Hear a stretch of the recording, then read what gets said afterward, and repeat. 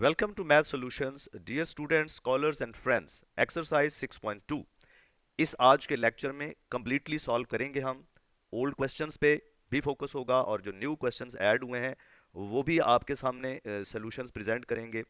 लेकिन इससे पहले आप सब लोग होपफुली एक्सरसाइज 6.1 कर चुके होंगे। एक्सरसाइज 6.1 इंपॉर्टेंट इस सेंस में है कि शॉर्ट आंसर क्वेश्चंस और एमसीक्यूज के लिए ये एक आइडियल एक्सरसाइज है। अगर आपने ये एक्सरसाइज नहीं की तो आपको ये एक्सरसाइज लाजमन कंप्लीटली करनी चाहिए। एक्सरसाइज 6.2 की तरफ बढ़ते हैं। आइए इसकी पहले शेप देखते हैं। इस एक्सरसाइज में टोटल 23 क्वेश्चंस हैं, जिनमें वेरियस क्वेश्चंस ओल्ड हैं, कईयों की फेस वैल्यूज चेंज हो चुकी हैं, कुछ बहुत अच्छे क्वेश्चंस हैं, टेक्निकल क्वेश्चंस हैं, और ये पिछली बुक की निस्बत बहुत अच्छी एक्सरसाइज है जो कि एक बेहतरीन रिगोरस प्रैक्टिस प्रोवाइड करती है फर्स्ट ईयर के स्टूडेंट्स के लिए जो एपी सीखना चाहते हैं, जानना चाहते हैं अच्छे तरीके से। उनके लिए बेहतरीन एक्सरसाइज है ये। लेकिन इसको शुरू करने से पहले हम सोल्यूशन शुरू करने से पहले हम जानना चाहते हैं कि वो कौन से की पॉइंट्स हैं जो इस एक्सरसाइज को सॉल्व करने में हमारी हेल्प कर सकते हैं। उनमें सबसे पहला की पॉइंट है कि आपको इस चैप्टर की सेंस पता होनी चाहिए। इस चैप्टर को स्टार्ट कैसे करना है, इसकी रूट्स क्या है, सीक्वेंस क्या है, सीक्वेंस प्रोग्रेशन से कैसे मुख्तलिफ होती है, और रियल लाइफ में एग्जाम्पल्स क्या है। ये वीडियो लेक्चर आपने यकीनन सुना होगा, आप नहीं सुना तो काइंडली इसको सुने, आपके लिए बेनिफिशियल है। सेकंड, हमें एवोल्यूशन पता होना चाहिए कि अर्थमेटिक प्रोग्रेशन क्या है। उस एक वीडियो के अंदर मौजूद है, हमने इसकी टर्म से कैसे एवोल्यूशन करनी है, from first term to end और from last term to first term कैसे मूव करना है, और मिक्स्ड टर्म किसी भी टर्म से कोई भी टर्म बनानी हो, ये मौजूद है इस वीडियो लेक्चर में जिसका नाम है arithmetic progression, everything you need in one video. Let us move to the solution of this exercise. उसके लिए हमें ये दो वीडियो लेक्चर्स क्या प्रोवाइड करते हैं, वो की पॉइंट्स, टेक्निकल पॉइंट्स हमारे पास क्या है। 4 टेक्निकल पॉइंट्स हैं जो हमारे पास मौजूद हैं और पूरी एक्सरसाइज में ये बार बार यूज होंगे।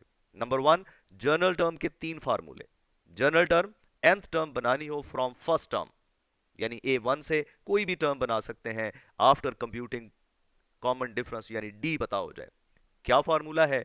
an is equal to A1 plus n minus one times D. Well known formula है, पुरानी बुक पे मौजूद है, लेकिन ये आने वाले तीनों फार्मूलाज ओल्ड बुक में नहीं थे। ये बड़ी पावर थी। हम लोग ये एंट्री टेस्ट में, स्पेशली जब हम प्रिपरेशन करवाते हैं ई कैट की और नस्ट की यानी कि फंक की तैयारी करवाते हैं, तो हम ये बड़े शॉर्टकट्स की फॉर्म में बताते होते थे। But now these are no more mysteries for students. अगर एक एफएससी का बच्चा ये सारे फार्मूला स्टूडेंट्स कर लेता है तो कोई इशू नहीं होगा उसे इस तरह के क्वेश्चंस करते हुए। सेकंड है kth term from the last term.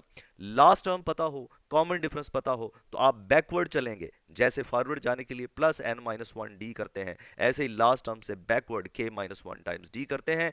Last term से कोई भी टर्म बन सकती है। फिर न सिर्फ ये तीसरा जनरल टर्म फार्मूला क्या कहता है? ये कहता है कि आप किसी भी टर्म से कोई भी टर्म बना सकते हैं after you know their values and the common difference, and that is any term kth term from mth term is equal to ak is equal to am plus difference of their positions. याद रखिए, जिस order में required term और known term होंगी उसी order में difference लेना है और हमने ऐड ही करना है। अगर ये फॉरवर्ड जाना हुआ तो ये ऑटोमेटिकली प्लस आएगा, अगर ये बैकवर्ड आना हुआ तो ये ऑटोमेटिकली माइनस आएगा। तो ऑर्डर याद रखिए, A K appears first, A M appears second, तो आपको के पहले लिखना है, एम बाद में लिखना है। ये थर्ड फार्मूला है। Fourth one is common difference. पहले हम कहते थे कि जी दो कंसेक्टिव टर्म्स का डिफरेंस हो, वो कॉमन डिफरेंस है। अब ये आपको न्यू फार्मूला प्रोवाइड करता है, कोई सी दो टर्म्स पता हो, उनका नंबर पता हो, हम लोग उसका कॉमन डिफरेंस उनकी वैल्यूज को माइनस करके और उनकी पोजीशंस को माइनस करके डिवाइड करेंगे तो हमें कॉमन डिफरेंस की वैल्यू मिल जाएगी। ये 4 फार्मूलाज हैं जो रिपीटेडली यूज होंगे। हम तैयार हैं अब इन 4 फार्मूलाज के साथ। ये हैं जो सारे टूल्स चाहिए एक्सरसाइज 6.2 के लिए। Let us start exercise 6.2। इसका फर्स्ट क्वेश्चन है, इसमें कहते हैं जी आप कॉमन डिफरेंस मालूम कीजिए। इस दो एपीज दी गई हैं और फिर उनकी मदद से नेक्स्ट 2 टर्म्स मालूम कीजिए। अर्थमेटिक सीक्वेंसेस हैं, अर्थमेटिक प्रोग्रेशंस हैं। फर्स्ट पार्ट है 9, 16, 23। इस पे वक्त जाया करने की जरूरत नहीं, ये बड़े आसान क्वेश्चंस हैं। A1 हमारे पास 9 है, A2 हमारे पास 16 है और A3 हमारे पास 23 है, and so on. Common difference का फार्मूला आप चाहें तो a2 माइनस a1 कर लें, चूंकि कंसेक्टिव टर्म्स मौजूद हैं इसलिए हमें बड़ा फार्मूला सोचने की जरूरत नहीं है, या a3 माइनस a2 कर लें। a2 माइनस a1 में a2 16 और a1 9 रखने से हमारे पास d की वैल्यू 7 आ जाती है। जैसे ही d बना, अब हम इसकी नेक्स्ट टू टर्म्स यानी टर्म नंबर 4, टर्म नंबर 5 लिख सकते हैं। टर्म नंबर 4 बनाने के कई तरीके हैं। पहला तरीका, आप थर्ड टर्म में d मिलाएंगे तो अगली टर्म बनेगी। आप फर्स्ट टर्म में 3d मिलाएंगे तो फोर्थ टर्म बनेगी। सेकंड टर्म में 2d मिलाएंगे तो फोर्थ टर्म बनेगी। चूंकि यहाँ पे हमारा काम ये प्ले करना नहीं है कि कैसे कैसे बन सकता है, कोई एक वे यूज करते हैं। इसमें हम थर्ड टर्म जो कि प्रीवियस है उसमें d ऐड करेंगे तो हमारे पास फोर्थ टर्म आ जाएगी, और जैसे ही फोर्थ टर्म आएगी फिफ्थ टर्म बनाने के लिए यही यूज हो जाएगी। a4 में फिर d ऐड कर देंगे तो हमारे पास 37 आ जाएगी। जब कंसेक्टिव टर्म्स हों तो नेक्स्ट टर्म बनाने के लिए फर्स्ट टर्म यूज करने की जरूरत नहीं है, लास्ट टर्म में ही d मिलाएंगे तो अगली टर्म्स आना शुरू हो जाती हैं। हम यही प्रोसीजर रिपीट करते हैं पार्ट नंबर 2 पे। इसमें a1 हमारे पास 5 है, a2 हमारे पास 5 प्लस स्क्वायर रूट 2 है, a3 हमारे पास 5 प्लस 2 स्क्वायर रूट 2 है। कॉमन डिफरेंस के लिए a2 माइनस a1 यूज करते हैं, 5 प्लस स्क्वायर रूट 2 माइनस 5 करेंगे, a2 माइनस a1 करेंगे, 5 कैंसिल हो जाएंगे और d की वैल्यू हमारे पास स्क्वायर रूट 2 आ जाएगी। जी बिल्कुल सेम प्रोसीजर। टर्म नंबर हमें 4 चाहिए, a3 प्लस d से बना पाएंगे, ये बाकी दोनों ऑप्शंस भी बता दिए हैं, बट हमें इस एडवेंचर की जरूरत नहीं है। a3 मौजूद है, इसमें एक स्क्वायर रूट 2 यानी कि d मिलाएंगे तो ये 5 प्लस 3 स्क्वायर रूट 2 हो जाएगा। ये 2 है और ये 1 मिलकर 3। a5 बनाना हो तो a4 में d ऐड कर देते हैं, a4 में d ऐड करते हैं तो ये 5 प्लस 4 स्क्वायर रूट 2 आ जाएगा, और ये हमारे पास रिक्वायर्ड टर्म नंबर 4 और 5 आ जाएंगी। क्वेश्चन नंबर 2 है, right the first 3 terms of each arithmetic sequence with given information. इसमें फर्स्ट 3 टर्म्स चाहिए, और ये उनकी मेहरबानी है कि पहली टर्म तो उन्होंने खुद ही बता दी और साथ कॉमन डिफरेंस बना दिया। हमारा काम क्या है, फर्स्ट टर्म से सेकंड, सेकंड से थर्ड, या जनरल टर्म फार्मूला यूज करें। a1 गिवन है 2, इसे हम सर्कल कर लेते हैं, इसे मार्क कर लेते हैं, ये हमें चाहिए। कॉमन डिफरेंस 13 है। a2 किसके इक्वल होता है, a1 plus 2 minus 1d। What we are using, यहां हम जनरल टर्म फार्मूले को रेफर कर रहे हैं, लेकिन इसकी जरूरत नहीं थी, आप डायरेक्ट a1 प्लस d भी कर सकते हैं। हम इसको यूज कर रहे हैं, ये बन जाएगा a1 value of a1 2, 2 minus 1 1, d 13, 13 plus 2 answer is 15। a3 बनाते हैं, a3 बनाने का क्या तरीका हुआ, इस मेथड से a1 प्लस 3 माइनस 1 n3 हो गया, d वैल्यू लगाइए यहां पे a1 की, that is 2, 2 times 13, 26 plus 2 answer is 28। So term number 3 is 28। आप a2 क्विकली जुबानी बना सकते हैं, 2 plus 13 is 15, 15 plus 13 is 28, that is term number 3। तो ये क्वेश्चन MCQ आएगा तो डायरेक्ट जुबानी करेंगे, लेकिन शॉर्ट क्वेश्चन आएगा तो फिर ये वाले स्टेप्स आपको फिल करने पड़ेंगे, कुछ ना कुछ वर्किंग दिखानी पड़ेगी, वरना ये शॉर्ट क्वेश्चन के आंसर मार्क्स नहीं मिलते हैं। सेकंड टॉप पे ये वैसे हाईलाइट भी एंड पे करना चाहिए कि ये है जी फर्स्ट 3 टर्म्स। आगे बढ़ते हैं, सेम प्रोसीजर हम रिपीट करेंगे सेकंड पार्ट के लिए। a2 उसी तरह से वैल्यूज लगाते हैं तो हमारे पास -1 आ जाएगा, a2 आ गया, इसको भी आप रिकॉर्ड कर लें। a3 का फॉर्मूला वैल्यूज लगाइए, सॉल्व कीजिए, a3 -14 आ गया तो हमारे पास तीनों टर्म्स आ गई। क्या क्या, a1 12, a2 -1, a3 -14। लेकिन एंड पे वो आंसर एग्जामिनर ये जरूर देखना चाहेगा कि आपने क्वेश्चन को कंक्लूड किया है कि नहीं। ये आखिरी सेंटेंस कभी मत भूला करें, जब भी क्वेश्चन कोई पूछे वो क्वेश्चन का आंसर एंड पे कंक्लूड करना हमारी ड्यूटी का हिस्सा है। एग्जामिनर सबसे एंड से भी शुरू कर लेते हैं कि आंसर ठीक है बाकी ओके होगा, तो never forget to conclude the question. आगे बढ़ते हैं, क्वेश्चन थर्ड है जी, आपको दी गई है टर्म नंबर n, यानी किसी सीक्वेंस की किसी अर्थमेटिक प्रोग्रेशन की जनरल टर्म दी गई है, an equal to 4 plus 3n। हमें कहा गया है इससे टर्म नंबर n+1 बनाए, इससे टर्म नंबर 2n बनाए। चूंकि टर्म बनानी है और टर्म बनाने के लिए जनरल टर्म मौजूद है, कोई a1 नहीं चाहिए, कोई d नहीं चाहिए, जो कि असूल है AP की कैलकुलेशन का। हम इसी में n को ही रिप्लेस करेंगे। टर्म नंबर n+1 के लिए आप क्या करेंगे, रिप्लेस n बाई n+1। यहां एक चीज मैं क्लियर कर दूं, अक्सर बच्चे लिखते हैं, स्टूडेंट्स लिखते हैं put n equal to n+1। जब आप n equal to n+1 enforce करते हैं, n से कट जाता है तो 0 इक्वल टू 1 आ जाता है। ऐसा नहीं करना, हम रिप्लेस करते हैं पुट नहीं करते हैं, रिप्लेस करेंगे तो जहां जहां n होगा वहां ब्रैकेट लगाइए और n+1 लिखिए, अगर कोई और फैक्टर है तो ये बनेगा an+1 is equal to 4+3 times n+1, bracket खोलिए, सिंप्लीफाई कीजिए, लीजिए an+1 बन गया 3n+7। हमें a2n चाहिए, क्या करना है, यही सेंटेंस जरा आप खुद बोलिए, पुट करेंगे n इक्वल टू 2n या फिर रिप्लेस करेंगे, यकीनन रिप्लेस करेंगे, replace an n by 2n to get a2n, जहां जहां n हटा दें उसको, मिटा दें उसको, उसकी जगह पे ला दें, ले आए 2n, तो a2n is equal to 4+3 times 2n, simplify कीजिए, लीजिए a2n भी बन गया, हमारा क्वेश्चन कंक्लूड हो गया, अलग अलग पूछा था, so question is done. Let us move to fourth question. अब ये क्वेश्चन देखिए, नेचर आहिस्ता आहिस्ता क्वेश्चंस की बदल रही है। अब हमें कंसेक्टिव टर्म्स ढूंढने का सवाल नहीं दिया गया, अब हमें कहा गया है a1 लो 3 है, d रखो 3 7 है, इन दोनों को यूज करते हुए 14th टर्म बनाओ। सो टर्म बनाने का काम ये जनाब स्टैंडर्ड फार्मूला हमारे सामने पड़ा हुआ है, ये करेगा टर्म बनाने का काम। हम इसमें क्या करेंगे, a1 लगाएंगे, n लगाएंगे और d लगाएंगे। आइए शुरू करते हैं, a1 लिखा, d लिखा, a14 के लिए हम जनरल टर्म फार्मूला यूज करेंगे, चूंकि यहां तो मैंने आपके लिए लिख के रखा है, आपने एग्जाम में इसको रेफर करना है, इसमें आप बताना है कि जी मैं a1 3 लगाने जा रहा हूं, d 7 लगाने जा रहा हूं और n 14 लगाऊंगा। पुट करेंगे a14 is equal to value of a1 3, n 14 minus 1, d 7, simplification 3 plus 13 sevens are 91 plus 3, answer will be 94, so term number 14 is 94, done, highlight कर दिया। come to the second part भी similar है, इसमें क्या किया हुआ है, इसमें फर्स्ट टर्म हमें खुद से लिखनी है, नाम उसने नहीं बताया, कॉमन डिफरेंस खुद से लिखना है, उसने नहीं बताया, तो हम बता सकते हैं, ऐसा कोई इशू नहीं है।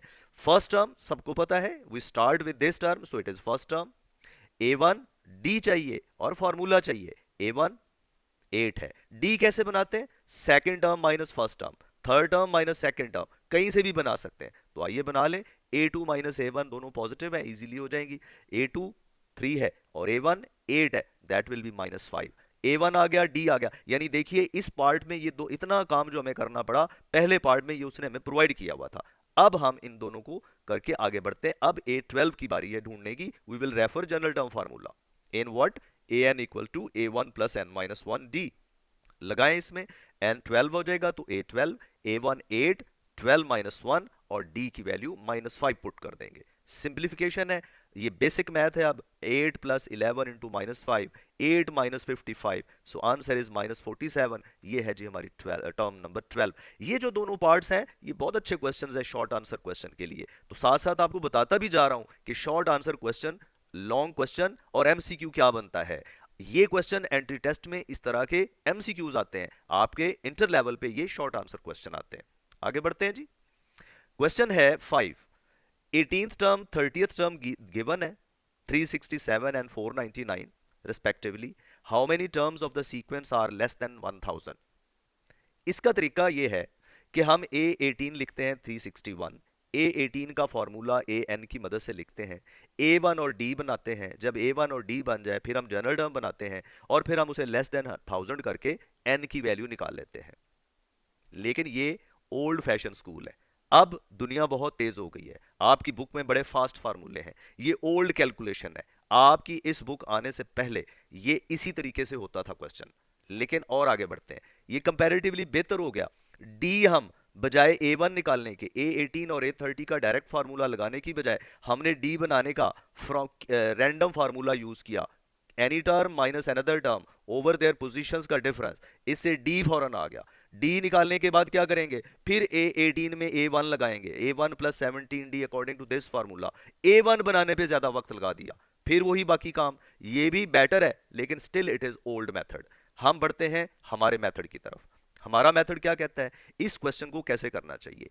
a18 367 है, a30 499 है, हम क्या करेंगे, d के लिए कौन सा फार्मूला यूज करेंगे, ये पढ़ा है हमने फार्मूला, an माइनस ए के ओवर n माइनस के, a30 minus a18 over 30 minus 18, a30 की वैल्यू 499, a30 की वैल्यू 499 माइनस 367, a18 की value over difference is 12, solve करें इनको, 132/12, लीजिए d की वैल्यू 11 आ गई, अब क्या करना चाहिए, आप कहेंगे जनरल टर्म के लिए A1 चाहिए, मैं आपको एडवाइस करूंगा कि अब जमाना तेज आ गया है, फार्मूले आपके पास मौजूद है, बस we need a little bit actually mental sense, वो सेंस हम यूज करेंगे अपनी माइंड की। हमें nth टर्म चाहिए, तो हम nth टर्म किसी भी टर्म से बना सकते हैं, A N is equal to ए के प्लस n माइनस के इन टू डी। हमारे पास ए के की जगह पे A18 भी है, A30 भी है, इनमें से जो दिल चाहे यूज कर लें, बन जाएगी हमारे पास nth टर्म। लगाएं A30 के की जगह पे, A N equal to A30 plus n minus 30 into D. A30 की वैल्यू और D की वैल्यू हम बना चुके हैं, वैल्यूज पुट करें, देखिए nth टर्म बन गई। पिछले दोनों जो मैंने आपको शो किए हैं ओल्ड फैशन स्कूल के तरीके, वो कितना टाइम लेते हैं, और अगर आप ये फार्मूले याद रख लें तो they show you a little bit magic, बहुत लेस एफर्ट में great work is done. So A N is 11n-169। nth term हमने क्यों बनाई, इसलिए उसने पूछा कितनी टर्म्स इस सीक्वेंस की 1000 से लेस होंगी। अब हम चाहते हैं ऐसा n ढूंढे, नेचुरल नंबर ढूंढे, लार्जेस्ट नेचुरल नंबर ढूंढे कि इस पूरे फार्मूले की वैल्यू 1000 से लेस रहे। तो आइए इसकी इनइक्वालिटी बना लेते हैं, A N should be less than 1000, A N की वैल्यू 11n माइनस 169, ये माइनस नहीं, सॉरी यहाँ पे थोड़ी मिस्टेक है, इट शुड बी प्लस, ये आप करेक्शन कर लीजिएगा काइंडली। तो 169 दूसरी साइड पे माइनस कर देंगे, तो that will be 11n should be less than 831, divide कर दें n से, क्या होगा 831 over 11,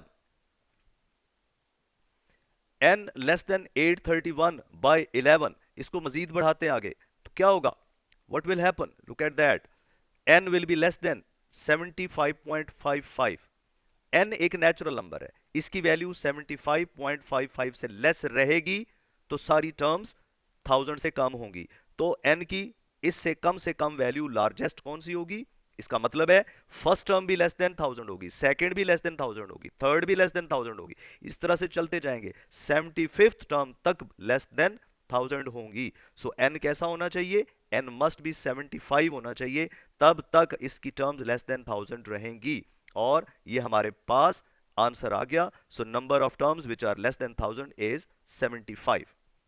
late us go forward. Question number 6 says, आप पता करें कि क्या 301 इस एपी की टर्म है या नहीं है। अगर इसकी टर्म है तो इसका कोई नंबर होगा, तो हमारा तरीकाकार क्या होगा, हम इस 301 को इस एपी की जनरल टर्म मान लेंगे, और हम कोशिश करेंगे ये ढूंढने की कि इस टर्म का नंबर क्या बनता है। अगर तो वो नंबर नेचुरल नंबर आ गया तो ये टर्म होगी, नहीं तो नहीं होगी। आइए इन बातों को प्रैक्टिकली स्टार्ट करते हैं। गिवन एपी इज 5, 11, 17, हमें इस फार्मूले को जनरल टर्म बनाने के लिए यूज करने के लिए a1 और d चाहिए। a1 इज 5 और d आप जानते हैं a2 माइनस a1 से बनाई जा सकती है, 11 minus 5 is 16। General term use कीजिए, an हमारे पास 301 हमने एज्यूम कर लिया, क्योंकि हम ये पता करना चाहते हैं कि क्या कोई ऐसा n या कोई ऐसा नेचुरल नंबर है जो इस टर्म के फॉर्मूले में लगाएं और वो 301 बनाए। आगे बढ़ते हैं, an की जगह a1 plus n minus 1 d रख देते हैं, क्योंकि हमें an का नाम नहीं चाहिए, इसका काम चाहिए। इसमें a1 और d लगाएं, a1 और d लगाएंगे, n अननोन रह जाएगा। 5 अदर साइड पर शिफ्ट कर दें, 6n माइनस 6 इक्वल टू क्या हो जाएगा, या 6n माइनस 1 क्या हो जाएगा, 296, 6 से डिवाइड कर देंगे। सिंप्लीफिकेशन के बाद n की वैल्यू 296 ओवर 6 प्लस 1 बन जाएगी। अब हम क्या करें, अब हम इसमें डिवीजन करके सिंप्लीफाई करते हैं। So what will be that?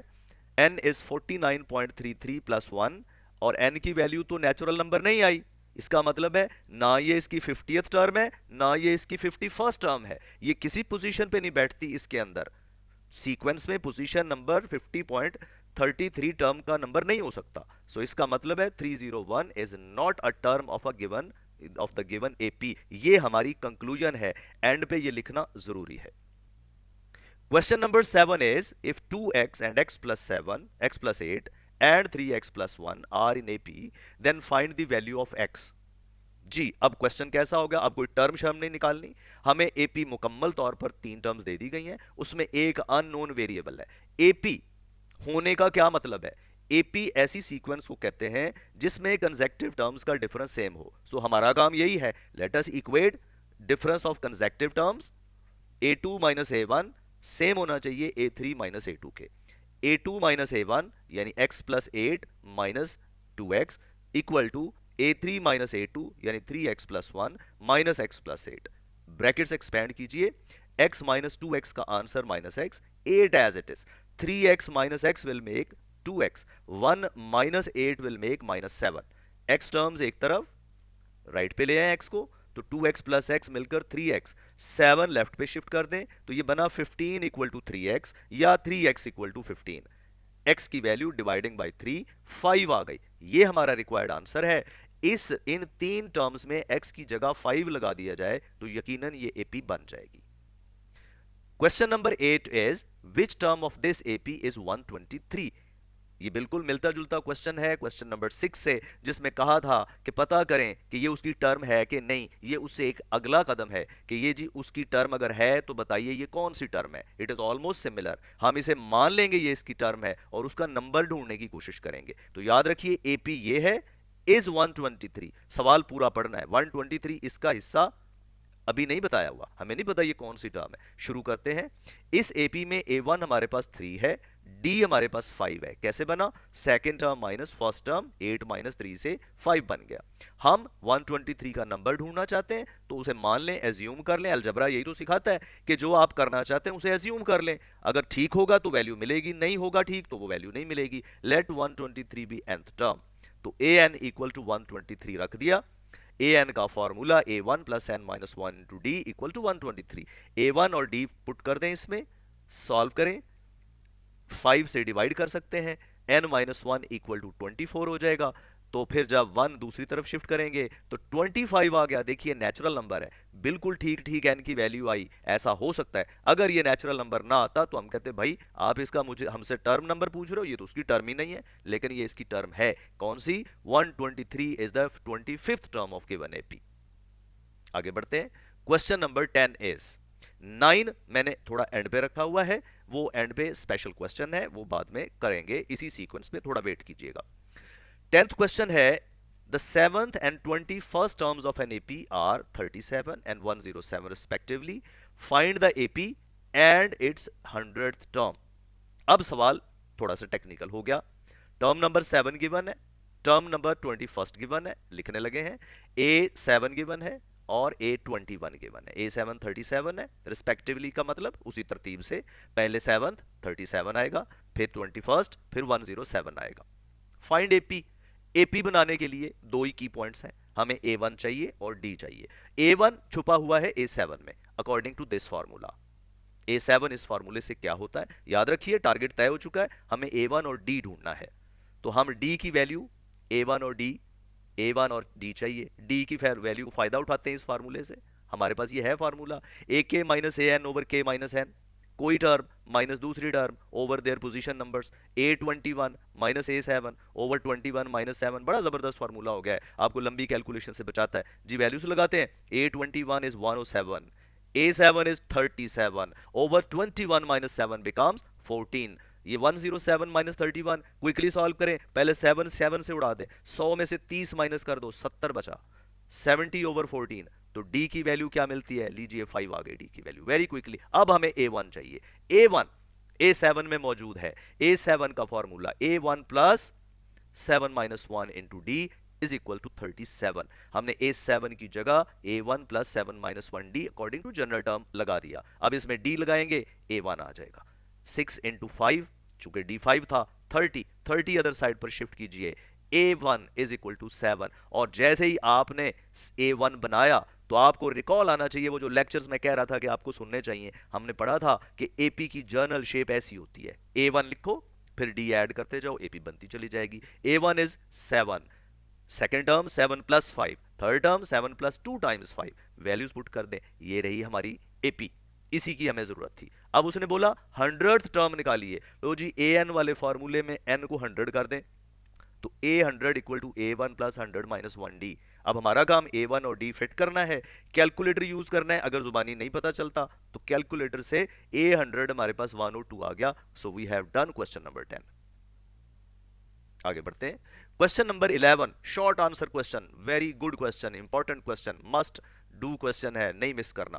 कहते हैं कि 1/a-c 1/b-c 1/b-a are in AP, show that. ये तो शो वाला काम है, शो वाला काम हमेशा बाद में होता है, पहले उसका बंदोबस्त होता है। AP में होने का क्या मतलब है, अभी थोड़ी देर पहले कहा था कि कंसेक्टिव टर्म्स का डिफरेंस सेम होता है, तो कर दीजिए सेम।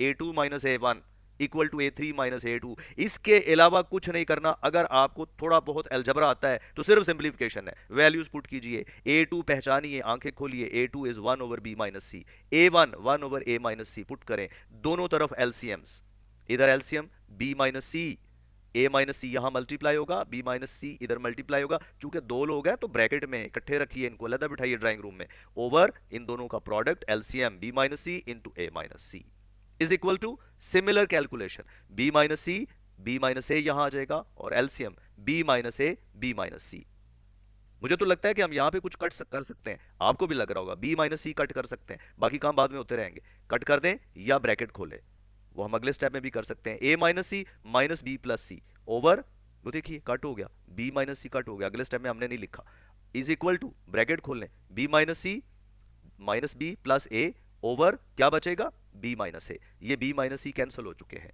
अब और भी कैंसिल होंगे।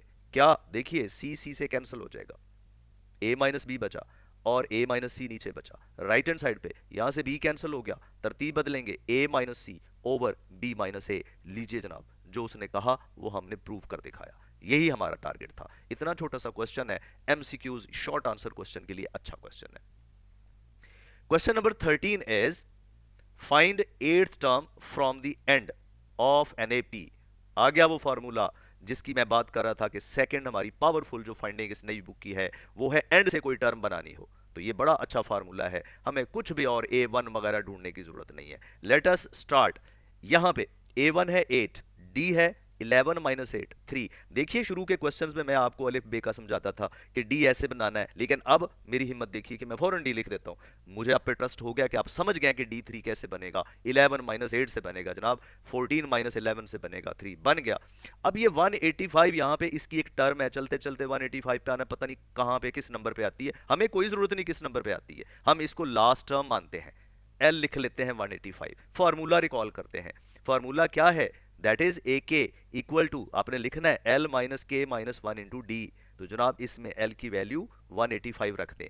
K क्या है, हमें 8वीं टर्म चाहिए, K की जगह 8वीं टर्म चाहिए, K इक्वल टू 8 लगा देंगे, A1 की जरूरत ही नहीं है, L हमें इसमें पुट करना है 185, D हमने 3 लगाना है, लगाएं 185 माइनस 8 - 1 इंटू 3, ये बनेगा 185 - 21, सो आंसर इज 164। लीजिए 3 स्टेप्स का क्वेश्चन है और इसको लंबा लंबा करके सॉल्व करते रहें। ये फार्मूला है मास्टर फार्मूला, आपको जानना चाहिए। जितनी प्रैक्टिस फर्स्ट से ऑनवर्ड करते हैं, A1 में D ऐड कर करके करते हैं, उतना इसको भी इंपॉर्टेंस दे, ये आपके बड़े मसले हल करेगा। आगे बढ़ते हैं, क्वेश्चन नंबर 14। ये कहते हैं find the nth term of the progression. अरे इसको अर्थमेटिक प्रोग्रेशन नहीं कहा, वो एंड पे पूछा है क्या ये अर्थमेटिक प्रोग्रेशन है, अभी देख लेते हैं। पहले तो इसकी nth टर्म बनाए, जब तक इसकी पावर में 10 है तब तक ये अर्थमेटिक प्रोग्रेशन नहीं होती, क्योंकि अर्थमेटिक प्रोग्रेशन का फॉर्मूला देखो, an equal to A1 plus n - 1d। n variable है, n की पावर 1 है और ये लीनियर होता है हमेशा, n का स्केयर आ जाए, n का क्यूब आ जाए, वो कभी AP नहीं होती। तो यहीं से शक पड़ गया, पावर इसकी 1 नहीं है, पावर 10 है, लग यहीं से रहा है कि ये AP नहीं है, लेकिन हमें इसकी nth टर्म बनाने को कहा गया है, ये किसी AP की ही पावर 10 रखने से बनाया गया है, तो हम क्या करें, हम इसकी पावर को निगलेक्ट कर देते हैं। डिनोमिनेटर सब का 7 है, उसे भी निगलेक्ट कर दें, वो बाद में वापस ले आएंगे, परेशान ना हो, जाते नहीं कहीं पे। 10 माइंड में रखें, हमें पता है सबको 7 से डिवाइड करना है, पावर 10 लेनी है, उनके बगैर ये AP बन रही है। देखिए 3 10 17, A1 3 है, D आपके पास 7 है, इसकी nth टर्म बना लेंगे तो इसकी भी बन जाएगी, कोई मसला नहीं। an equal to A1 plus n - 1 into D। A1 is 3, D is 7, put करते हैं वैल्यू, 3 प्लस 7n - 7, सिंप्लीफाई करें तो देखिए an 7n - 4 बन गई। ये nth टर्म किसकी है, जो AP हमने लिखी है। अब जो जो चीजें निगलेक्ट की थी वापस लानी पड़ेंगी, हमने डिवाइडेड बाय 7 माइनस निगलेक्ट किया था, वो वापस लाएंगे, हमने पावर निगलेक्ट की थी, वो पावर लाएंगे, तो हमारी इस सीक्वेंस की nth टर्म क्या होगी, उसका नाम Tn रख लें, वो होगी इसकी nth टर्म की रेज टू द पावर, अरे स्क्वायर क्यों लिखा मैंने, ये करेक्शन होनी चाहिए, अभी कर लेते हैं, डोंट यू वरी। जी ये लीजिए, ये करेक्शन हो गई, an/7 raised to the power 10, और ये बन जाएगी हमारे पास इस प्रोग्रेशन की nth term 7n-4/7 whole power 10। अब इसकी nth टर्म तो हमने बना ली, मैं रिपीट कर दूं, हमने 10 को निगलेक्ट किया, 7 को निगलेक्ट किया क्योंकि ये यूनिफॉर्म आ रहे थे, बाकी जो वेरी हो रहे थे वो एपी बनाते हैं, हमने उनकी nth टर्म बना के वापस जिनको निगलेक्ट किया वो इंट्रोड्यूस किया, तो हमारे पास nth टर्म बन गई, ये एक इजी वे था। अब वो कहते हैं क्या ये प्रोग्रेशन जो दी गई है ये एपी है कि नहीं, हम इसका भी जवाब दे सकते हैं, वो हमें पता तो पहले ही है जी। 3 पावर 10, 100 पावर 10, 10 पावर 10, 17 पावर 10, चूंकि ये लीनियर टर्म्स नहीं है, पावर 10 है, हमारी हर टर्म में, जनरल टर्म में पावर्स यूनिफॉर्म नहीं होती, पावर 1 होती है, ये पावर 10 है, ये एपी में नहीं है, कैलकुलेट करने की जरूरत नहीं है, किसी को दावे पे शक है तो वो चेक कर ले, हमने दावा किया है चेक कर ले, ये एपी नहीं है क्योंकि इनमें पावर्स स्क्वायर क्यूब 10 आ जाए, किसी भी टर्म में पावर स्क्वायर क्यूब नहीं आ सकता एपी में, तो हम कह सकते हैं कि जब इनको 7 से डिवाइड करेंगे फिर पावर 10 लेंगे तो भी ये एपी नहीं होगी। आई एडवाइज यू, इतना सा काफी है, एक्स्ट्रा कैलकुलेशन लंबी चौड़ी करने की जरूरत नहीं है। Hopefully you have got the idea. आगे बढ़ते हैं, क्वेश्चन नंबर 15 है, if the arithmetic progressions 3, 10, 17 and so on, जो दूसरी सीरीज सीक्वेंस जो है प्रोग्रेशन है वो 63, 65, 67 एंड सो ऑन, तो हमें दो अर्थमेटिक प्रोग्रेशंस दी गई हैं इस तरह से, वो कहते हैं कि उनका कौन सी टर्म नंबर जो है वो आपस में इक्वल हो जाएगी, ऐसा एन ढूंढना है, मींस वो टर्म नंबर ढूंढना है कि उनकी वो दोनों टर्म्स सेम हो जाएंगी। तो इसका मतलब क्लियर है, हमें इसकी nth टर्म बनानी होगी, दूसरी एपी की भी nth टर्म बनानी होगी, दोनों को इक्वेट करना है और देखना है कि क्या n की वैल्यू आती है। अगर तो n की वैल्यू वही कहूंगा दोबारा नेचुरल नंबर आ गई तो फिर वो कोई टर्म उनकी बराबर होगी, और अगर वो नेचुरल नंबर ना आया आंसर n का तो फिर इसकी कोई टर्म इनकी बराबर नहीं हो सकती। Let us do it. कैसे करेंगे, फर्स्ट एपी को अलग डील करें, इसकी जनरल टर्म बनाते हैं, a1 और d लिखा, an equal to a1 plus n minus 1d में वैल्यूज लगाइए, ये बन जाएगी 7n-4। सेकेंड एपी लिखते हैं, इसमें फर्स्ट टर्म चाहिए हमें, d चाहिए, फर्स्ट टर्म का नाम b1 रख लेते हैं, d उसी तरह से 2 चलेगा, उसके बाद जनरल टर्म a की बजाय b इस्तेमाल करते हैं, हमारी मर्जी है, जनरल टर्म का जो मर्जी नाम रख लें, B N equal to B one plus N minus 1d, values लगाइए, इसको सिंप्लीफाई करें तो बी एन हमारे पास 2n+61 आ जाएगा। अब हम चाहते हैं ऐसा n जिसके लिए ए एन और बी एन आपस में इक्वल आए, इक्वेट कर देते हैं, A N equal to B N, equation बन जाएगी, n टर्म्स जो है n वाली टर्म्स वो एक साइड पर शिफ्ट करें, बाकी टर्म्स एक साइड पर शिफ्ट करें, तो हमारे पास फाइनल इक्वेशन बनी 5n इक्वल टू 65, बड़ी आसानी से 5 से डिवाइड करें, लीजिए 13वीं टर्म दोनों की आपस में इक्वल हो जाएगी, 13वीं टर्म दोनों सीक्वेंसेस की आपस में इक्वल हो जाएगी, ऐसा ही उसने कहा था फाइंड वैल्यू ऑफ n जिसके लिए ये दोनों सीक्वेंस की कोई टर्म बराबर हो जाए, तो टर्म नंबर 13 दोनों की बराबर हो जाएंगी। Question number 17, again an important question, ये कहते हैं कि 1/a 1/b 1/c, और ये शॉर्ट क्वेश्चन है, ये एपी में है, show that b is equal to 2ac over a plus c, बहुत अच्छी बात है, करते हैं, लेट अस स्टार्ट। अगर ये एपी में है तो एक ही इंफॉर्मेशन है, कंसेक्टिव टर्म्स का डिफरेंस सेम होना चाहिए, second term minus first term यानी 1/b माइनस 1/a इक्वल होना चाहिए third term minus second term यानी 1/c माइनस 1/b, दोनों को इक्वेट कर दिया। अब b वाली टर्म्स एक तरफ क्योंकि हमें b की वैल्यू चाहिए, 1/b plus 1/b is equal to 1/c plus 1/a, ये 2/b हो जाएंगे, सेम टर्म्स है ना, 2 टाइम्स हो जाएगा, और इधर एलसीएम लेंगे a plus c by ac हो जाएगा, रेसिप्रोकेट कर दें, b/2 equal to ac over a plus c हो जाएगा, क्रॉस मल्टीप्लाई कर दें तो b की value 2ac over a plus c आ गया। ये था हमारा question number 17। Question number 18 similar है, ये कहते हैं कि 1/a 1/b and 1/c are in AP, show that the common difference is a minus c over 2ac। कोई मसला नहीं, AP में है, कॉमन डिफरेंस निकालने को बोला है, तो आइए शुरू करते हैं। Common difference a2 minus a1 से बनेगा, 1/b माइनस 1/a बन गया कॉमन डिफरेंस, लेकिन वो कहता है कि ये होना चाहिए, हम इसको एलसीएम लेके देखते हैं, इसका एलसीएम लेते हैं तो ये b minus a over a b आ जाएगा, लेकिन ये तो वो नहीं है, ये तो वो नहीं है, इसमें a और c है, इसमें b आ रहा है, चले नेक्स्ट ट्राई करते हैं, d is equal to a3 minus a2, third में से सेकंड माइनस करते हैं तो क्या होगा 1/c माइनस 1/b, इसका भी एलसीएम लेते हैं, लेकिन इसमें फिर क्या मिसिंग हो गया, a मिसिंग हो गया, ये भी नहीं चाहिए, हम दोनों को कर देते हैं ऐड ताकि ये b वाला मामला खत्म हो जाए, इसमें ये b नहीं है, बट मैं आपको रिमाइंड कराऊं, अगर आप A1 और A3 की मदद से D निकालने वाला फॉर्मूला यूज करते ए के, वो D इक्वल टू ए के माइनस ए एन ओवर के माइनस एन, तो ये डायरेक्ट ही हो जाना था। यानी अब ये सवाल, उसके लिए ये स्टेप्स करने की भी जरूरत नहीं है। ऐड करें, दोनों को ऐड करेंगे तो क्या हुआ, ये 1/b कैंसिल हो गया और 1/c माइनस 1/a बचा, 1/c माइनस 1/a बचा, कैंसिल किया, इनका सिर्फ अब एलसीएम लेना है। A C LCM a minus C over A C, D की वैल्यू मिल गई a minus C over 2ac। हम क्या करते हैं, कॉमन डिफरेंस कहा था, पहली दो टर्म से निकाला नहीं बना, दूसरी दो टर्म से निकाला नहीं बना, दोनों में से b खत्म करने के लिए ऐड कर दिया और d की वैल्यू हमारे पास a minus C over 2ac आ गई।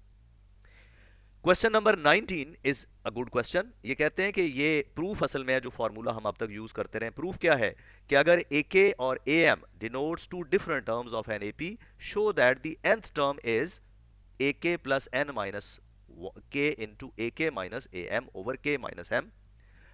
ये फॉर्मूला बताता है कि कोई भी टर्म, कोई सी भी दो टर्म्स पता हो उनसे बनाई जा सकती है, उन टर्म्स के नंबर पता हो, उन टर्म्स की वैल्यूज पता हो, तो उनसे कोई तीसरी टर्म बनाई जा सकती है। आइए, अच्छा क्वेश्चन है, let us prove it. Start करते हैं जी। इसमें क्या करें, since AK and AM are in AP, so AK की वैल्यू इस फॉर्मूले से क्या बनेगी, AK is equal to A1 plus K minus 1 into D. AM क्या बनेगा, N की जगह M लगाएंगे, that will be A1 plus M minus 1 into D. अब हमें A1 खत्म करना है, हमें D की पता करनी है वैल्यू, दोनों को माइनस करते हैं, सब्ट्रैक्ट करें, साइन चेंज हो जाएंगे, तो क्या होगा देखिए, A1 कैंसल, लेफ्ट पे आ जाएगा AK माइनस AM और राइट पे हो जाएगा K minus 1D minus M minus 1D। Right से D कॉमन लेते हैं, क्या बचेगा, K minus 1 minus M plus 1, 1 cancel हो जाएगा, K माइनस 1D बचेगा और आप यहां से D की वैल्यू बना पाएंगे AK minus AM over K minus M। लीजिए D की वैल्यू बन गई हमारे पास, क्योंकि हमें nth टर्म में ये देखिए नजर आ रहा है कि ये वाला फैक्टर मौजूद है और हमें पता भी था कि ये D की वैल्यू है, लेकिन इस क्वेश्चन में प्रूव करने को कहा है, शो करने को कहा है, हम यूज नहीं कर सकते, हमें हर चीज बनानी है इसमें। Let us do the next job. अब हम AK और AM की मदद से D बना चुके हैं, अब हम AN की तरफ चलते हैं। इस फॉर्मूले में क्या लिखा हुआ है, AN equal to A1 plus KN minus 1 into D. अब इसमें AN जो है वो AK से स्टार्ट हो रही है, तो हम AM को फिलहाल निगलेक्ट कर देंगे, इसके साथ AM को कंपेयर करें। AN और AK सॉरी, यानी थर्ड इक्वेशन और फर्स्ट इक्वेशन में AN और AK है, हमें AN और AK का रिलेशन बनाना है, तो हम इन दोनों को माइनस करते हैं, A1 लिखते हैं, AK लिखते हैं, सब्ट्रैक्ट करते हैं, तो क्या होगा, what will happen, A1 cancel हो जाएगा, AN minus AK equal to N minus 1 into D minus K minus 1 into D. Common ले, D कॉमन हो गया, -1 +1 हो गया, कैंसिल हो जाएंगे और आपके पास AN की वैल्यू AK को राइट पे शिफ्ट कर दें, N minus 1 K into D बन जाएगी। अब हमारा काम ये जो अभी D की वैल्यू बनाई है वो इसमें पुट करना है, तो आपके पास वो प्रूफ हो जाएगा जो आपको चाहिए। देखिए मैं रिपीट कर दूं, AK और AM के फॉर्मूले लिखने हैं, माइनस करना है ताकि D आ जाए, फिर उसके बाद AN का फॉर्मूला लिखना है, AN में से AK को माइनस करना है ताकि AN और AK का रिलेशन बने, फिर उसमें D रह जाएगा, D की वैल्यू लगाएंगे तो हमारे पास AN आ जाएगा। ये था क्वेश्चन नंबर 19। आगे बढ़ते हैं। अब यहां तक जो काम था ये एक स्टाइल के थोड़े लाइटर क्वेश्चंस थे, तो आई वांट टू से best of luck for these questions. लेकिन रुकिए, जाइएगा नहीं, अब जो लेफ्ट ओवर क्वेश्चंस हैं उनकी बारी है। वो क्वेश्चंस मुझे डाउट है कि शायद उसमें आ जाएं स्मार्ट सिलेबस में, लेकिन हम करेंगे जरूर। आगे बढ़ते हैं। क्वेश्चन नंबर है 9। ये कहते हैं कि जी which term of this AP is the first negative term. ये AP है, हम इसकी A1 लिखेंगे 30, D A2 माइनस A1 लिखेंगे, वो -0.5 आ जाएगा। हमें कहा गया है कि इसकी कौन सी टर्म नेगेटिव होगी, तो हम nth टर्म, हमें नहीं पता कौन सी है, हम कहते हैं मान लेते हैं nth टर्म है जो नेगेटिव टर्म है, तो हम nth टर्म की जगह AN equal to A1 plus N minus 1D लगाते हैं। N की वैल्यू लगाई 30, -0.5 इंटू N माइनस 1, -30 दूसरी साइड पर शिफ्ट किया -30। अब हमने -0.5 से डिवाइड करना है, ये आप पिछली क्लासेस में पढ़ चुके हैं। लेस देन या ग्रेटर देन इनइक्वालिटी को नेगेटिव से डिवाइड करें तो वो ग्रेटर में बदल जाती है। सो -30 over -0.5, use calculator, answer will be 60। So n minus 1 की वैल्यू 60 से बड़ी होनी चाहिए, 1 दूसरी तरफ ले जाइए तो n की वैल्यू 61 से बड़ी होनी चाहिए। इसका मतलब है पहली टर्म्स जो हैं वो नेगेटिव नहीं होंगी, नेगेटिव टर्म्स कब बनेगी? जब n की वैल्यू 61 से जैसे ही बढ़ेगी। तो फिर जैसे ही बढ़ेगी वैल्यू वाली n की कौन सी आ गई? 62 टर्म। उसने बोला है फर्स्ट नेगेटिव टर्म, तो फर्स्ट नेगेटिव टर्म कौन सी आएगी? Very next to the 61st term, that will be 62th term. अब लेफ्ट ओवर क्वेश्चन है 12वां सवाल है, how many numbers of 3 digits are divisible by 7? आइए लिस्ट बनाते हैं जो 7 से डिविजिबल नंबर है। पहला 3 डिजिट नंबर कौन सा होगा जो 7 से डिविजिबल है? 105 होगा, टेबल पढ़ना पड़ेगा, 112 होगा, 119 होगा, और चलते जाएंगे। आखिरी मुझे इस तरह के क्वेश्चन पे थोड़ा सा सोल्यूशन पे डाउट है, लेकिन इससे अगर आप किसी तरह पता कर लें 7 को 3 डिजिट नंबर्स कहाँ खत्म होते हैं? 999 पे। तो 999 को 7 से डिवाइड कर लेते हैं, तो जो आपके पास डेसिमल से इंटेग्रल पार्ट है उसे 7 से मल्टीप्लाई कर देंगे तो ये 994 आ जाएगा आपके पास। तो 994 आखिरी 3 डिजिट नंबर है, तो हमें पता करना है इसका नंबर क्या है। A1 हमारे पास हो गया 105, D है 7। अच्छा मैं रिपीट कर दूं, आप कहेंगे मैं जल्दी में बोल गया हूं। आखिरी 3 डिजिट नंबर कौन सा होगा? 999। उसके बाद 1000 है, वो 4 डिजिट है।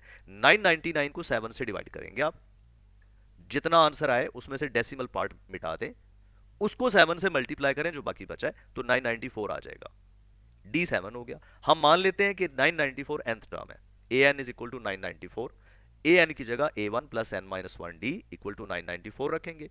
a1 105, d की जगह 7, राइट पे शिफ्ट कर दें 105, सब्ट्रैक्ट करेंगे 889 आ जाएगा। 7 से डिवाइड करते हैं, कैलकुलेटर इस्तेमाल करते हैं, n माइनस 1 127, तो n की वैल्यू 128 आ गई। तो कितने नंबर्स हैं जो डिविजिबल बाय 7 है और हैं भी 3 डिजिट? वो है 128।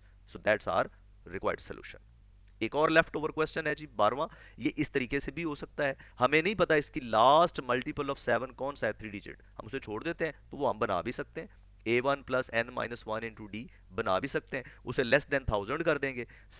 सॉल्व करेंगे तो हम देखेंगे कि n की value less than 128 whole 6/7, 128 point something से कम होनी चाहिए, तो वो multiple of 3 digit number, multiple of 7 3 digit number बनेगा। तो यहां से भी n की लार्जेस्ट वैल्यू 128 आ जाती है, उसमें लास्ट इसमें बनाने की जरूरत नहीं है, सीधा सीधा an लेस देन 1000 कर दें, क्योंकि ये 4 डिजिट है, इससे पीछे 3 डिजिट है, तो लार्जेस्ट वैल्यू 128 आ जाती है। इस क्वेश्चन को इस तरीके से भी कर सकते हैं। नेक्स्ट लेफ्ट ओवर क्वेश्चन है 16th। What is that? pth term of an AP is Q and qth term of AP is P. Prove that nth term is P plus Q minus N। बड़ा tricky question है, आइए शुरू करते हैं। AP is equal to Q, AQ is equal to P, हमें nth term बनानी है, इसके लिए हमें D चाहिए जनाब। तो D का फॉर्मूला रिकॉल करें, क्या था? कोई सी दो terms AK minus AM over K minus M, यहां AK की बजाय AP इस्तेमाल करेंगे और AM की जगह AQ इस्तेमाल करेंगे, ओवर इनका position number P, position number Q, लेकिन AP की वैल्यू Q है और AQ की वैल्यू जो है वो P है, पुट कर दे Q minus P, P minus Q, दोनों में सिर्फ माइनस का फर्क है, तो वो फर्क निकालते हैं, कॉमन लेते हैं, डिवाइड हो जाएगा, तो D की वैल्यू -1। ऐसी प्रोग्रेशन जिसमें pth टर्म Q हो और qth टर्म P हो, 7th टर्म 11 हो, 11th टर्म 7 हो, जहां पे ये स्विच हो वहां पे कॉमन डिफरेंस हमेशा -1 होता है। ये प्रूव भी हो गया, इस्तेमाल करते हैं। इसकी nth टर्म बनानी है जनाब। nth टर्म बनाने के लिए क्या करें? हमें फिर से a1 की कोई जरूरत नहीं है, हमें पता है कि nth टर्म हम किसी भी टर्म से बना सकते हैं, an equal to AP plus n minus 1 times P into Q into D, sorry. तो लीजिए AP हमारे पास Q है, लगा दें इसकी जगह, D हमारे पास -1 है, लगा दें इसकी जगह, तो क्या बनेगा? Q plus n minus P into -1, bracket खोलिए, Q minus n plus P। एक अच्छा ट्रिकी क्वेश्चन है, मेरे हिसाब से ये सब बच्चों को आना चाहिए, और ये सोल्यूशन भी आपके लिए बड़ी स्पेशल है। Hopefully you have enjoyed this solution. बहुत क्विकली D बनाते हैं और उसी D की मदद से हम इन्हीं टर्म्स की मदद से nth टर्म बना लेते हैं विदाउट फाइंडिंग a1। ये हमारा रिक्वायर्ड सोल्यूशन आ गया। Let us move to the next leftover question, that is 20th question। ये क्वेश्चन जरा खपाने वाला है, रिगोरस है, इस पे जरा काम करना पड़ेगा। आइए ध्यान कीजिए, a1 a2 a3 and so on are positive and in AP prove that. इस सारे का सम ये आता है, हम इस सारे को साथ साथ आगे पढ़ेंगे। शुरू करते हैं कि ये टर्म्स AP की हैं, अगर AP की हैं तो क्या होना चाहिए, अगर ये AP की हैं तो क्या होना चाहिए, इनकी कंसेक्टिव टर्म्स का डिफरेंस सेम होना चाहिए और सारों का नाम D होना चाहिए। a2 माइनस a1 भी D है, a3 माइनस a2 भी D है, an माइनस an माइनस 1 जो है वो भी D है, हर दो टर्म्स कंसेक्टिव का डिफरेंस D है। ठीक है, अब आते हैं लेफ्ट हैंड साइड पे। लेफ्ट हैंड साइड ये है, जनाब अगले स्टेप में ये करते हैं कि ये अंडर रूट्स तो हमें पसंद नहीं, क्योंकि ओरिजिनल टर्म्स में अंडर रूट्स कोई नहीं, इन्हें रैशनलाइज कर देते हैं। इसको थोड़ा तरतीब ही बदल दी, ए टू अंडर रूट पहले लिखा, ए वन अंडर रूट बाद में लिखा, क्योंकि डी में ए टू पहले है, ए वन बाद में है। अब इसको minus under root of A two minus under root of A one से मल्टीप्लाई और डिवाइड करते हैं। इसको under root of A three minus under root of A two से मल्टीप्लाई और डिवाइड करते हैं। इसी को भी इसी तरह से रैशनलाइज करते हैं। ऊपर अब अनचेंज रहेंगे, नीचे ए प्लस बी ए माइनस बी का फार्मूला क्या होगा, ए स्क्वायर माइनस बी स्क्वायर, यहाँ पे भी वही ए स्क्वायर माइनस बी स्क्वायर, आखिरी टर्म में भी यही ए स्क्वायर माइनस बी स्क्वायर। अब स्क्वायर सारी कहानी, अब न्यूमरेटर्स का तो चक्कर ही नहीं रहा, न्यूमरेटर्स ऐसे पड़े रहेंगे, सिर्फ डिनोमिनेटर्स में ये थोड़ी सिंप्लीफिकेशन आ जाएगी जी। अंडर रूट खत्म करेंगे, करें खत्म, बहुत अच्छी बात है, अंडर रूट खत्म हो जाएंगे हर टर्म में। देखें क्या बनेगा हमारे पास। अब जो बना, आपके अंदर एबिलिटी होनी चाहिए इसे पहचाने, A two minus A one हमने कहा है जनाब डी होगा, A three minus A two D होगा, A three A N minus A N minus one D होगा। चलने दे, इन सब को डी लिखें और ऊपर एज इट इज आ जाएगा। अब सबका एलसीएम डी है, डी एलसीएम ले लें ऐसे ही। अब ब्रैकेट खोलें, और ब्रैकेट खोलेंगे तो आप हैरान रह जाएंगे, पहले फैक्टर की फर्स्ट टर्म दूसरे में नेगेटिव है, इसकी फर्स्ट टर्म नेक्स्ट में नेगेटिव है, इसकी फर्स्ट टर्म नेक्स्ट में नेगेटिव होगी, हर फैक्टर की फर्स्ट टर्म नेक्स्ट में नेगेटिव होगी। रह कौन जाएगा, इसकी सेकंड टर्म, क्योंकि इससे पीछे कोई फैक्टर नहीं है जिसकी फर्स्ट टर्म से ये मैच होगी, और इसकी फर्स्ट टर्म क्योंकि नेक्स्ट कोई नहीं है जिसकी सेकंड से ये मैच होगी। ये फिक्रा जरा लंबा हो गया, मैं रिपीट कर दूं, हर फैक्टर की फर्स्ट टर्म नेक्स्ट की सेकंड से मैच हो रही है, लेकिन साइन डिफरेंट है। लेकिन इसकी सेकंड का कौन वाली वारस है, कोई नहीं, पीछे कोई फैक्टर ही नहीं है। इसकी सेकंड टर्म प्रीवियस की फर्स्ट टर्म से मैच हो रही है, लेकिन इसकी फर्स्ट टर्म नेक्स्ट से मैच होनी थी, वो नहीं है। इसका मतलब ये दो लोग यूनिक है, minus under root of A one और under root of A N, बाकी सब एक दफा प्लस एक दफा माइनस मौजूद है, काटिए उन्हें, जो जो मैच होते जाए उन्हें काटते जाए, तो ये सिलसिला चलता रह जाएगा और सारी टर्म्स कट जाएंगी सिवाय दो के। आपके पास बचेगा under root of A N minus under root of A one over D. अब हमें जो आंसर चाहिए उसमें गौर करें, under root of A one over under root of A N, नीचे है plus under root of A N denominator में, ये ऊपर आ गए तो रैशनलाइज कर देते हैं, multiply and divide by under root of A N plus under root of A one, तो क्या होगा, ऊपर A square plus minus B square का फार्मूला लगाइए, A square minus B square नीचे एज इट इज, फिर क्या होगा, अंडर रूट खत्म हो जाएंगे, क्या बचेगा, ए एन माइनस ए वन। लेकिन ए एन का फार्मूला ये ऊपर लिखा पड़ा है, लगा दें उसकी जगह, क्या होगा, फायदा क्या होगा, ए वन कैंसल और अगले स्टेप में डी भी कैंसल, और हमारे पास वही आंसर आ जाएगा जो कि रिक्वायर्ड है। अच्छा सवाल है वैसे, अच्छी प्रैक्टिस प्रोवाइड करता है, सिर्फ कैलकुलेशन कॉम्प्लिकेटेड है, इससे घबराना नहीं चाहिए। ये मैथमेटिकल एक्सीलेंस के लिए इस तरह की डिटेल्ड कैलकुलेशन आपको बहुत अच्छी समझे कि ये प्रोटीन होती है मैथमेटिक्स की जो प्रैक्टिस करनी होती है, इस तरह के चैलेंजिंग क्वेश्चन से कभी अवॉइड ना किया करें। Let us go forward.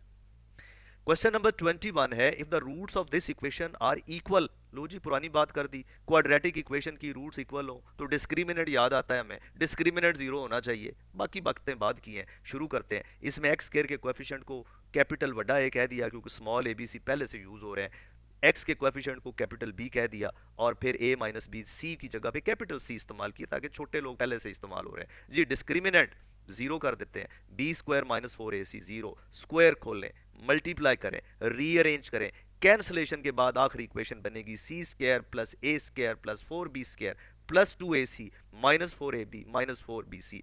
ये एक परफेक्ट स्क्वायर का फार्मूला है तीन टर्म्स का, सी स्क्वायर ए स्क्वायर फोर बी स्क्वायर यानी टू बी स्क्वायर। मजे की बात है, जिस जिसमें सी और ए आए हैं दोनों वो पॉजिटिव है, और जिस जिसमें बी आया है वो नेगेटिव है, तो इसका मतलब क्या हुआ, ये C plus A minus two B का होल स्क्वायर है। अंडर रूट ले लें, क्या होगा, c plus A minus two B equal to zero, इधर से अंडर रूट जीरो का अंडर रूट जीरो ही रह जाएगा। अब c प्लस ए एक तरफ या माइनस टू बी को ब्रेक कर दें, मजीद देखें तो क्या बचेगा आपके पास, c minus B is equal to, B उधर ले गए, ए उधर ले गए, b माइनस ए, देखिए कॉमन डिफरेंस सेम आ रहा, b माइनस सी और b माइनस ए बराबर, तो इसका मतलब ए बी सी एपी में है, एपी में होने की यही गारंटी होती है कि b माइनस सी और A B minus A, C minus B और b माइनस ए बराबर होने चाहिए।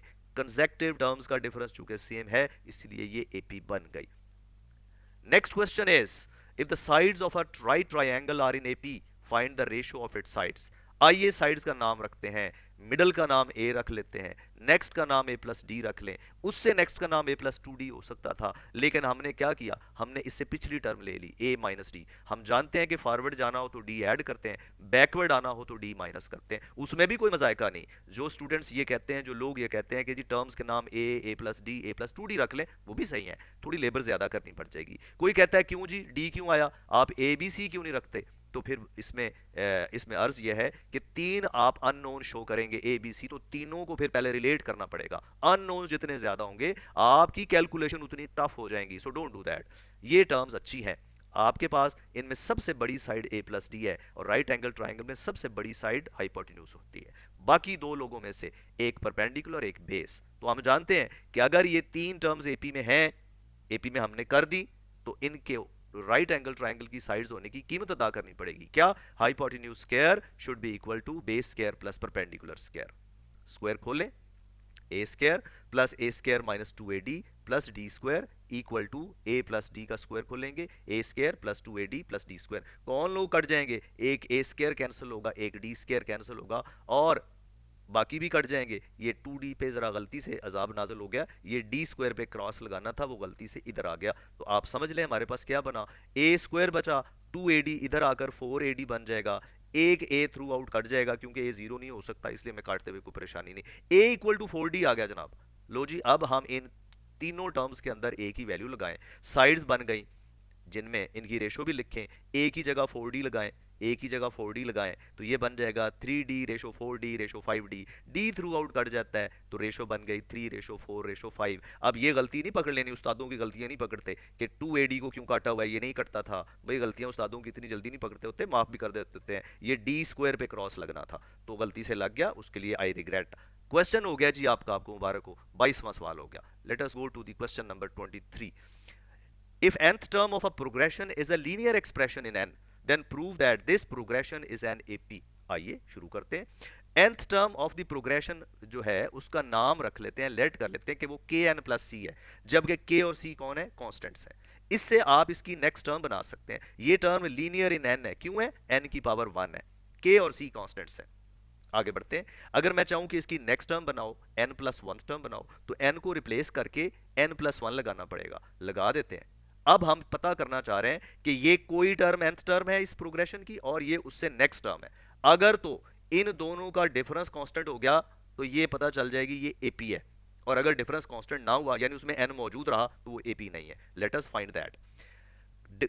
Difference of consecutive terms is an plus 1 minus an। Value लगाइए, an प्लस 1 की value kn plus k plus c है, minus an की value kn plus c है। Bracket खोलिए, kn और c कट जाएंगे, हमारे पास क्या बचा, k। देखिए कंसेक्टिव टर्म्स का डिफरेंस k आ गया, so this k is the coefficient constant, so difference remains constant whatever the number of term n is।